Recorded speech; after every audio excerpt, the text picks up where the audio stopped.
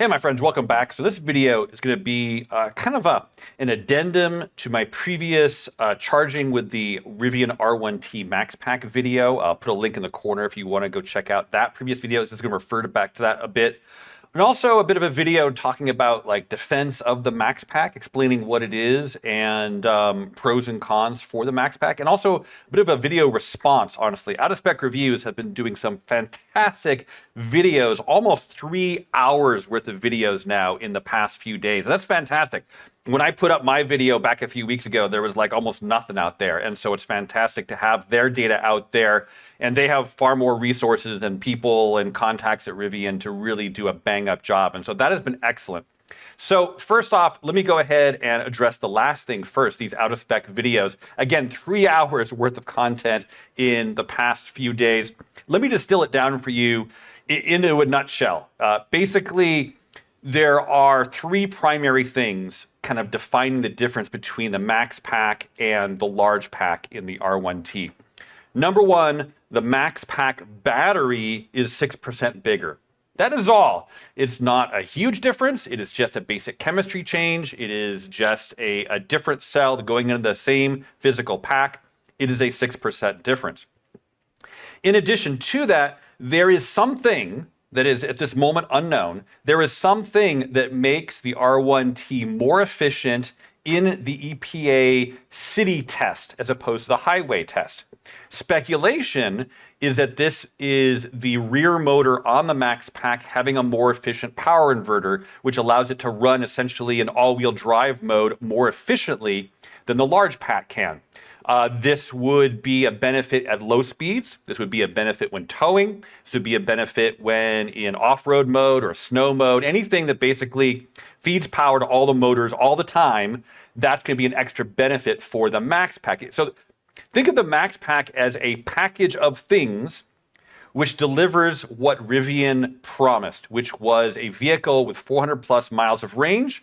And so it kind of depends clearly on how you drive exactly. When Out of Spec did their testing, their full, drain the battery down testing from 100% down to 0%, right? They were doing 100% on the freeway at 70 miles an hour, which on either the large pack or Max Pack dual motor disconnects the rear axle. And so there was essentially no difference that could have been created by that possible power inverter difference on the rear motor. So they only saw like somewhere in the 6 to 8% difference or so. I'll go ahead and add also another piece on that as far as their testing goes. If you watch closely, the large pack actually gets some extra time driving not at highway speeds for 4 miles on frontage roads, which the Max Pack did not get. But this brings us to the third point. Number one, again, was 6% bigger battery. Number two is something making the Max Pack more efficient in all-wheel drive or low speeds. And the third thing is the large pack seems to do better than rated. And so essentially, when you look at the actual numbers in the Rivian configurator, the large pack is being handicapped slightly, whereas the Max, it does appear to give what is, it's not like they're lying about the ability to achieve the ranges estimated, but it requires certain driving conditions that are articulated in that EPA test. There's fine points that people don't want to think about, and those fine points are actually important if you want to nitpick this kind of stuff. Now, I own a Max Pack. Again, I'm an early reservation holder. Do I feel cheated by this? Well, let's think about this for a second here, folks. So this is the details of my Rivian R1T order. My Adventure Package R1T with the early reservation pricing was $70,000. The Max Pack, in addition onto that, was another $7,000. So that is a 10% bump for a 6% larger battery, plus other efficiencies, which are giving somewhere in the 10 to 15% range increase over the large pack.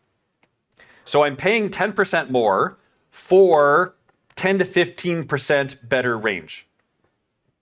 People are freaking out about, oh, it's only 20, 30, 40 miles for $10,000. Well, you can't just call up Rivian and buy the battery and have it shipped to you for $10,000. That's not the way it works. It's part of the overall system. if my vehicle can increase by 10% and give me more than 10% increased range, and range, it's not the only performance metric, but it is like the primary performance metric for electric vehicles, that doesn't seem like that bad a trade-off, people. Even if you look at MSRP today, let's take a look at that. So these numbers are straight off the web configurator as of today, December 29th, 2023.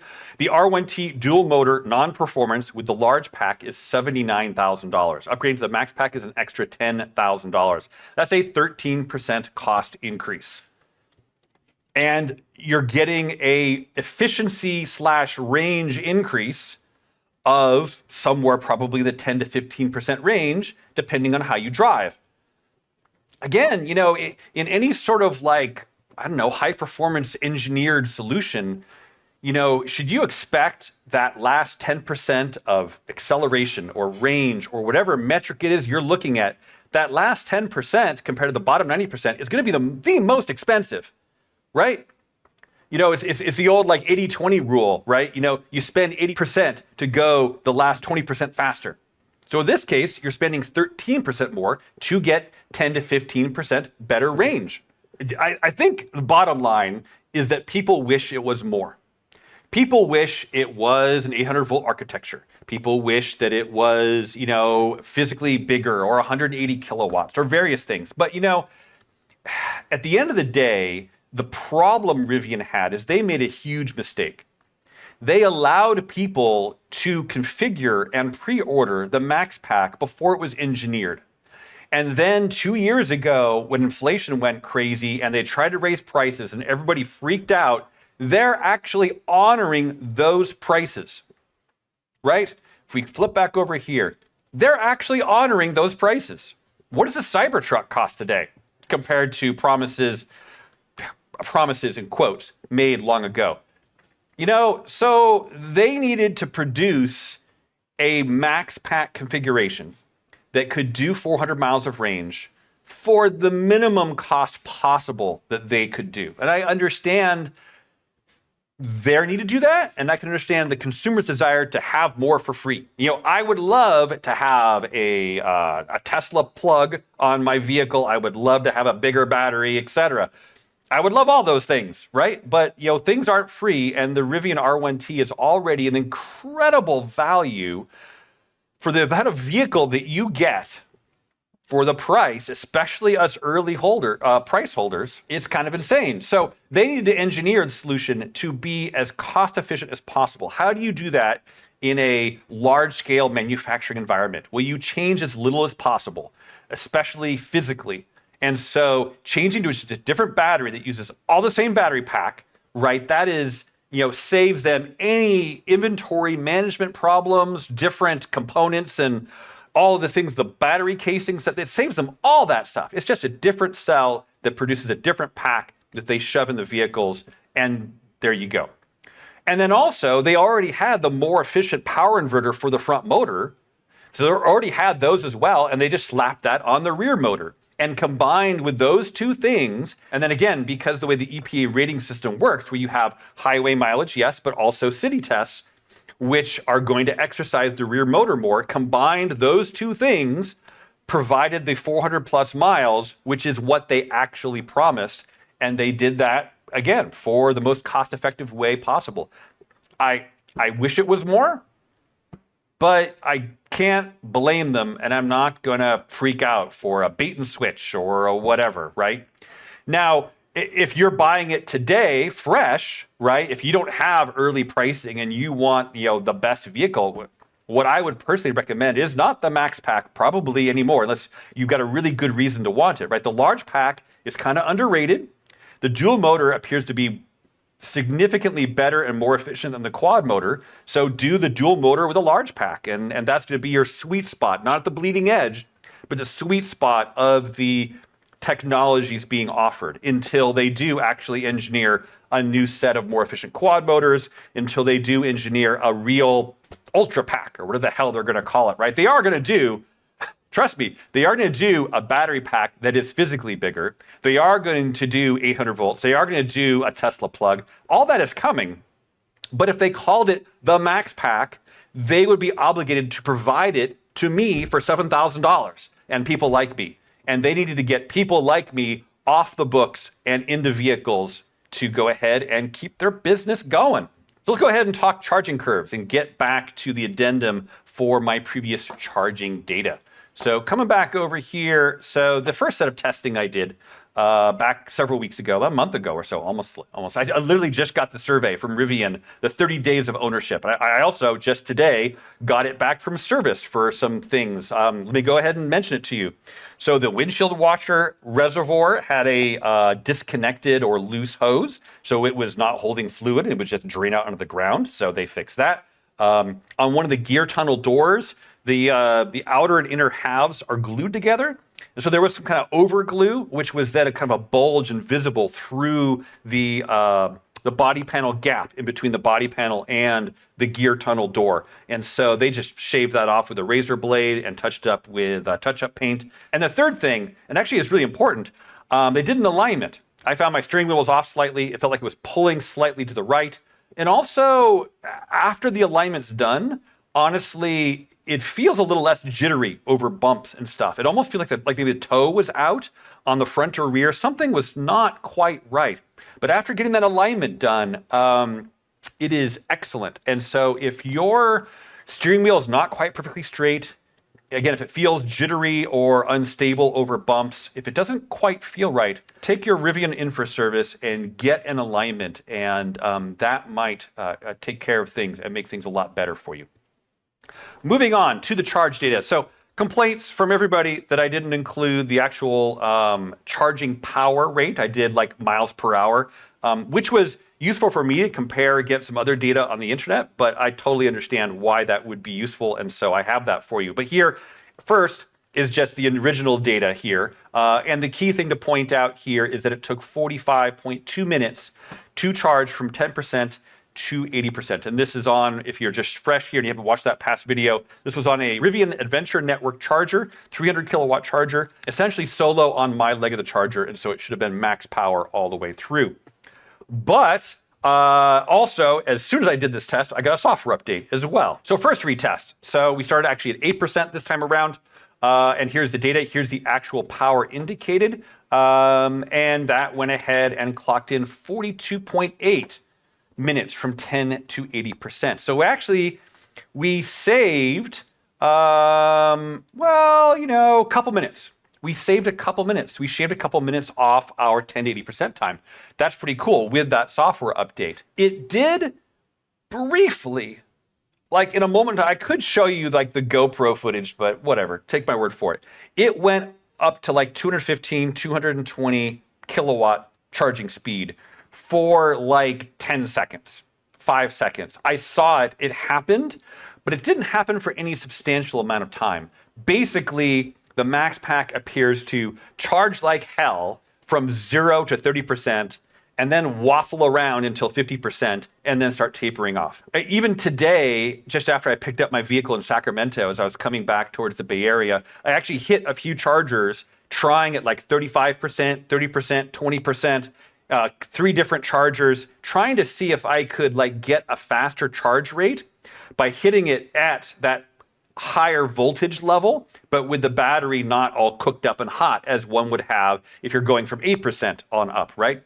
I saw a brief moment of time on an EVgo charger that went up to 215, 220, but it was like a few seconds.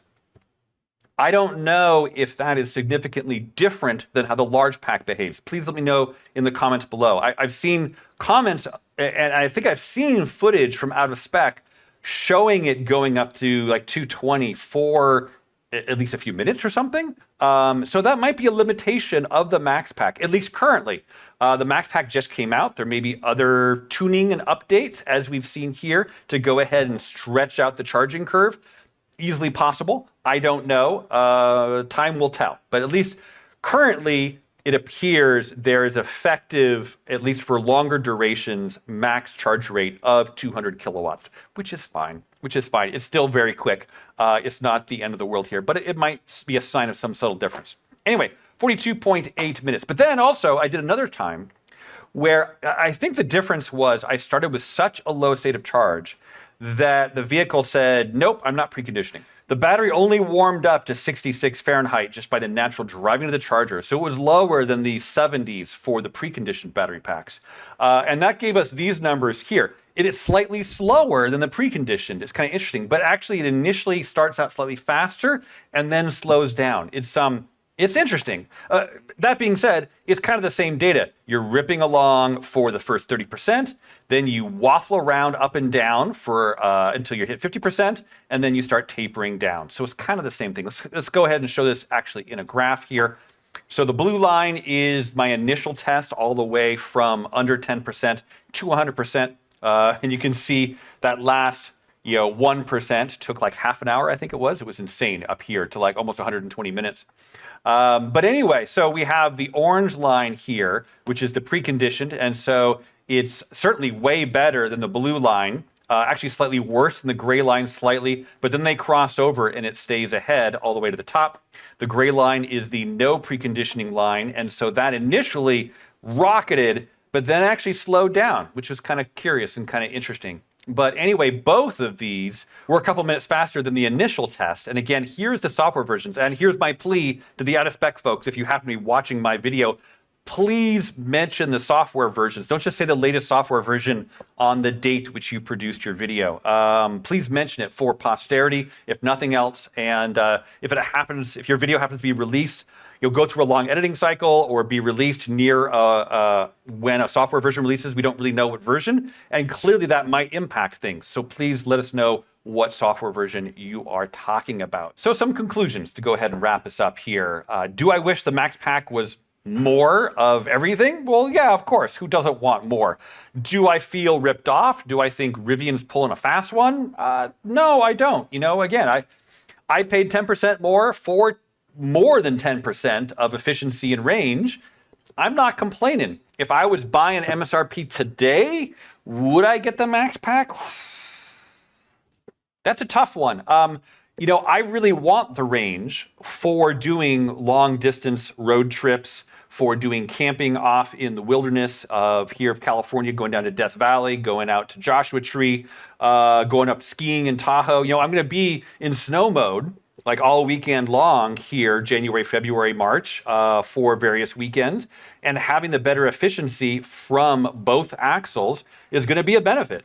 So I'm not complaining. Again, people are really freaking out and saying it's a fast one and bait and switch and whatever. I'm really not seeing that. That being said, I've totally ignored the kind of weird situation where Rivian called up Kyle and said, hey, don't do the test. Is something wrong with the vehicle? That smells to me, and I'm speculating here, that smells to me like some marketing executive freaked out and tried to pump the brakes on the whole process. And I bet you they will either climb down off their horse and say, oh, there was a miscommunication, an internal miscommunication or something. I bet you they're going to back off that and actually admit there's nothing wrong with the vehicle besides perhaps maybe some degradation or something like that. But that wouldn't really impact their testing in any significant way. So that's my educated guess, but here I'm speculating and I shouldn't get into too much speculation. I hope you appreciate this content. If you do, please like, please subscribe, all that kind of good stuff. Please let me know down in the comments below. Do you own a Max Pack, or are you in the market for a Max Pack or a Rivian? And how is your thinking on all of this? Again, my feeling is that the sweet spot of range and technology and efficiency is the large pack with the dual motor. That being said, if you want the bleeding edge, you do have to pay for it, but what's being charged for it does not feel outrageous to me. Thank you for watching. Take care, everyone.